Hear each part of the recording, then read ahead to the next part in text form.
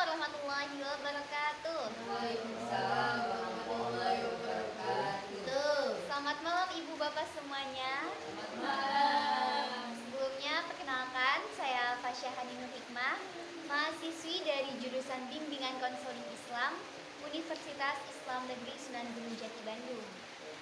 Terima kasih kepada ibu bapak semuanya yang telah meluangkan waktunya untuk menghadiri penyuluhan pada malam hari ini. Baik, pada malam hari ini saya akan memberikan penyuluhan mengenai peran keluarga dalam menjaga kesehatan mental. Nah, ibu-ibu, bapak-bapak semuanya, yang namanya kesehatan mental itu merupakan suatu kesehatan yang harus kita jaga, bukan cuma kesehatan fisik. Mental juga merupakan suatu bagian dari tubuh kita yang harus kita jaga gitu ya kan, karena yang namanya kesehatan baik itu fisik maupun mental itu sama-sama sangat berpengaruh dalam kehidupan kita. Dan salah satu yang menjadi penyebab seseorang mengalami penyakit mental atau mengalami kesehatan mental itu adalah keluarga. Jadi keluarga ini sangat berperan besar gitu ya dalam pembentukan kesehatan mental seseorang. Oleh karenanya, di sini saya akan membahas mengenai peran kesehatan mental dalam keluarga. Nah, kesehatan mental itu apa sih? Kesehatan mental adalah keadaan di mana seseorang merasa tenang, bisa berpikir jernih, dan mampu mengendalikan perasaannya. Dengan kesehatan mental yang baik, seseorang bisa menghadapi masalah sehari-hari, bekerja dengan baik, menjalin hubungan yang baik dengan orang lain, dan menikmati hidupnya. Begitu Bapak Ibu sekalian. Jadi secara sederhana, kesehatan mental adalah bagaimana cara kita merasa, berpikir, dan bertindak dalam kehidupan kita sehari-hari. Jadi yang namanya kesehatan itu bukan cuma kesehatan fisik saja ibu bapak semuanya, tapi ada juga yang namanya kesehatan mental. Suatu kesehatan yang tidak terlihat secara fisik, tapi tetap ada gitu kan, atau bisa dibilang secara psikisnya gitu. Nah, kenapa kesehatan mental itu penting gitu ya? Kesehatan mental yang baik adalah fondasi dari kehidupan yang sejahtera, hubungan yang harmonis, dan produktivitas yang optimal. Karena jika kita memiliki gangguan mental, maka kita tidak bisa beraktivitas secara maksimal dalam kehidupan kita sehari-hari. Contohnya, misalkan Bapak Ibu ini lagi stres. Stres itu kan salah satu dari gangguan mental ya ibu bapak semuanya. Ketika ibu bapak semua lagi ngalamin stres, apakah bisa beraktivitas secara maksimal di kehidupan sehari-hari? Enggak kan gitu. Kalau misalnya lagi stres tuh kita kayak males gitu mau ngerjain apa-apa, kayak aduh liat gitu ya. Jadi lemas, betul ibu. Jadi kayak mau kukumba, terus mau nyeseh segala teh asa hoream, enggak stres, terkuburan rasaan gitunya bu. Nah, kenapa sih keluarga itu sangat berperan penting dalam menjaga kesehatan mental? Nah, keluarga adalah lingkungan pertama yang berperan penting dalam pembentukan kesehatan mental seseorang. Jadi Bapak Ibu semuanya, yang namanya kesehatan mental ini, kesehatan fisik ataupun mental sih sebenarnya, ini tuh dilatar belakangi oleh lingkungan kita gitu kan. Yang namanya psikis, mental, jiwa seseorang itu terbentuk dilatar belakangi oleh lingkungan kita gitu. Bagaimana mental seseorang itu bisa dilihat dari bagaimana lingkungannya. Misal, seseorang yang gampang marah-marah, gampang emosional. Kenapa sih orang ini bisa cepat marah-marah, bisa gampang emosional? Kita lihat dulu nih lingkungannya. Dan lingkungan yang paling akurat, yang paling bisa dilihat ya adalah lingkungan yang terdekat. Dan lingkungan yang terdekat itu adalah keluarga. Kita lihat nih orang tuanya. Si anak ini kenapa sih kok emosional banget? Kenapa bisa gampang marah-marah? Nah, kita lihat dulu orang tuanya. Oh, ternyata bapak ibunya juga gampang marah nih. Bapak ibunya suka marah-marah. Nah, dari orang tua yang gampang marah-marah itu mengakibatkan anaknya juga yang bisa cepat terbawa emosi gitu, bisa cepat marah-marah. Ibu bapak pernah lihat nggak sih anak-anak yang suka tiba-tiba mukul temennya gitu? Itu kenapa sih? Coba ibu bapak bisa lihat ke orang tuanya anak itu. Mungkin aja orang tua anak itu tuh kayak dikit-dikit mukul gitu. Jadi si anak ini kan mencontoh gitu kan, mencontoh dari lingkungan terdekatnya.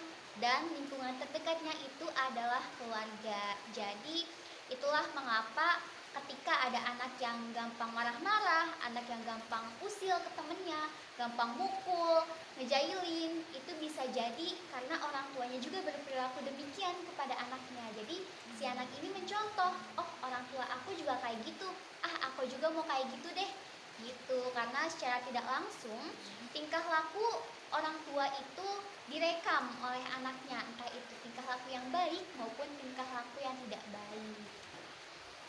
Begitu Bapak Ibu sekalian. Nah, pentingnya peran keluarga dalam kesehatan yang mental. Yang pertama, sebagai sumber dukungan emosional. Nah, sebagaimana yang telah saya jelaskan tadi ya, yang namanya dukungan emosional, baik itu yang positif maupun yang negatif, dilatar belakangi oleh keluarga. Yang kedua, menciptakan lingkungan yang aman. Yang namanya seorang anak itu kan selalu butuh tempat yang dimana ia merasa aman gitu kan. Dan lingkungan yang sangat-sangat berdampak bagi perkembangan seorang anak itu adalah lingkungan terkecil, yaitu keluarga. Ketika si anak ini merasa aman di keluarganya, merasa terpenuhi kasih sayangnya, maka ia tidak akan berusaha mencari kenyamanan di luar. Bapak Ibu pernah lihat gak sih ada kasus misalnya seorang anak nih, banyaknya perempuan sih, kayak perempuan yang gampang suka sama orang lain gitu, gampang suka sama sembarangan cowok gitu. Akhirnya anak ini jadi pacaran, gampang pacaran. Nah, dari rasa nyaman ini, jadi si anak ini biasanya anak yang gampang pacaran, biasanya anak perempuan itu dilatar belakangi oleh kurangnya kasih sayang dari orang tua. Jadi si tangki kasih sayangnya ini tidak terpenuhi, oleh karenanya ia mencari kenyamanan, mencari rasa aman di luar keluarga gitu. Nah, bisa jadi tangki kasih sayangnya ini terpenuhi oleh si cowok itu gitu, oleh lingkungannya, yang lingkungan itu belum tentu baik bagi dirinya. Bisa jadi misal lingkungan anak jalanan gitu, tapi si anak ini nyaman di lingkungan tersebut, makanya dia terpengaruh gitu kan, dia nyaman di lingkungan itu, makanya dia makin jauh dari keluarga karena keluarganya tidak memberikan rasa aman tersebut. Tapi lingkungan yang ada, misalnya lingkungan jalanan tersebut itu memberikan rasa aman bagi dirinya, oleh karenanya dia betah nih dalam lingkungan tersebut. Nah, bisa jadi dari situ mulai deh ke hal-hal negatif yang lainnya. Yang ketiga, model berperilaku sehat. Bapak Ibu sekalian, kesehatan mental itu sangat dipengaruhi oleh kesehatan fisik maksudnya. Jadi kesehatan baik mental atau psikis dan kesehatan fisik ini saling berhubungan. Oleh karenanya kita sebagai keluarga gitu kan, sebisa mungkin memberikan makanan-makanan yang sehat untuk keluarga, karena makanan sehat ini juga berpengaruh bagi kesehatan mental kita gitu. Seperti makan makanan yang bergizi, buah-buahan, sayur-sayuran, terus mineral yang tercukupi, terus olahraga. Karena Bapak Ibu sekalian, faktanya dengan kita sering berolahraga itu merupakan salah satu coping stres. Coping stres itu cara untuk mengatasi stres gitu. Jadi dengan kita olahraga itu tuh bisa melepaskan beban stres gitu, beban stres kita. Iya begitu. Bawa hujan nggak? Ya itu deh. Nah, selanjutnya deteksi dini masalah kesehatan mental. Nah, deteksi dini masalah kesehatan mental ini bisa kita deteksi, bisa kita lihat dari keluarga gitu kan, karena keluarga ini merupakan lingkungan yang kecil. Kita bisa nih perhatikan anak-anak kita atau kakak-kakak kita atau adik-adik kita, kok dia perilakunya kayak gini gitu kan, kok dia kayak gini, apakah dia ada satu gejala gitu ya dari penyakit mental atau apa. Nah, kalau misalnya dirasa ada keluarga yang mengalami salah satu penyakit mental, Bapak Ibu sekalian jangan sungkan, jangan ragu, boleh datangi ke psikolog atau psikiater terdekat gitu. Bapak Ibu sekalian, yang namanya psikolog, psikiater itu bukan tempat di mana orang itu gila. Yang namanya sakit, baik itu psikis dan fisik, itu kan sama aja, sama-sama sakit. Jadi kita nggak boleh ngeklaim orang yang ke rumah sakit jiwa atau orang yang ke psikolog itu orang gila. No, bukan berarti orang gila, tapi orang yang emang lagi sakit. Entah itu sakit fisik atau sakit psikis, itu sama-sama aja penyakit dan kita harus bisa memaklumi gitu kan. Karena banyaknya ini stigma masyarakat ini ketika ada orang yang datang ke psikolog atau orang datang ke psikiater, wah si eta mah gelo, matakna datang ke psikolog. Enggak, bukan gitu. Jadi yang namanya sakit ya sakit, mau itu psikis, mau itu fisik, sama-sama sakit. Jadi kita harus sama-sama memaklumi gitu kan. Soalnya setiap manusia, emang ada manusia yang bebas dari penyakit? Enggak ada kan? Mau psikis, mau fisik, itu sama-sama penyakit. Jadi ketika ada saudara kita, ada keluarga kita yang sedang mengalami penyakit mental, ya udah kita terima. Kita jangan denial, dia enggak kok, dia enggak stres, enggak kok, dia enggak depresi. Justru kalau misalnya kita denial, kita tidak menerima bahwa keluarga kita ini ada yang mengalami gejala penyakit mental, kalau misalnya nggak diobati nanti makin parah, nanti malah jadi tidak tertolong. Kalau misalnya udah nggak tertolong itu bakal kacau, jadinya kayak orang gila. Orang gila itu ketika dia tuh mengalami suatu penyakit mental tapi tidak tertolong, makanya akhirnya jadi gitu deh, jadi gila seperti itu. Baik, selanjutnya tantangan yang mungkin dihadapi oleh keluarga. Yang pertama, kurangnya pemahaman tentang kesehatan mental. Nah, banyak banget nih di masyarakat kita keluarga yang tidak terlalu aware gitu ya, tidak terlalu peduli terhadap kesehatan mental. Banyak nih ibu bapak di luar sana yang ketika anaknya sedang stres nih, anaknya sedang kacau misalnya contoh, si anak ini pengen banget kuliah di universitas satu. Nah, tapi orang tuanya ini nggak ngedukung misalnya. Jadi si anak ini mengalami stres gitu kan. Stres, terus orang tuanya nggak ngedukung. Jadi anaknya udah mah stres, orang tuanya juga ngasih tekanan, ya udah makin-makin menjadi-jadi anaknya stres gitu kan. Makanya ada beberapa banyak nih ya di lingkungan kita ini anak yang sama orang tuanya tuh nggak deket gitu kan. Anaknya tuh nggak bisa terbuka sama orang tuanya. Itu kenapa sih? Mungkin aja karena orang tuanya nggak tahu nih tentang kesehatan si anak. Karena kesehatan itu bukan cuma kesehatan fisik aja ibu bapak, tapi juga kesehatan mental. Dari mulai stres, terus cemas, dan lain sebagainya, itu merupakan salah satu dari kesehatan mental yang sama-sama harus kita pedulikan gitu ya, bukan cuma kesehatan fisik saja. Terus yang kedua, stigma sosial terhadap gangguan mental. Nih banyak banget nih di lingkungan kita ketika ada seseorang yang sedang mengalami gangguan mental. Misalnya si A mengalami gangguan skizofrenia. Ibu bapak ada yang tahu nggak apa itu gejala skizofrenia? Tidak. Nah, gejala penyakit mental skizofrenia ini merupakan penyakit mental yang dimana seorang penderitanya ini mengalami halusinasi. Jadi dia tuh bisa aja sampai ngerasa ada orang yang di sampingnya gitu, kayak misal di sini ada teman gitu. Nah, kadang orang ini nganggapnya si eta mah gelo ngomong sorangan gitu. Padahal kan jangan-jangan orang ini tuh lagi ada penyakit mental gitu. Jangan-jangan orang ini lagi skizofrenia, makanya dia ngomong sendiri gitu. Atau misal ada anak yang tiba-tiba ngurung diri di kamar terus nangis tanpa sebab gitu. Jangan kita jangan ngecap anak ini sebagai si eta mah gelo. Jangan-jangan dia ini lagi depresi, jangan-jangan dia ini lagi ada gangguan kecemasan gitu kan. Jadi kita ini sebagai keluarga harus peduli gitu terhadap keluarga kita, terhadap anak kita, ibu bapak kita, saudara-saudara kita, bahwasanya yang namanya penyakit fisik dan penyakit psikis itu pasti datang kepada kita gitu kan, tanpa kita ketahui gitu kan.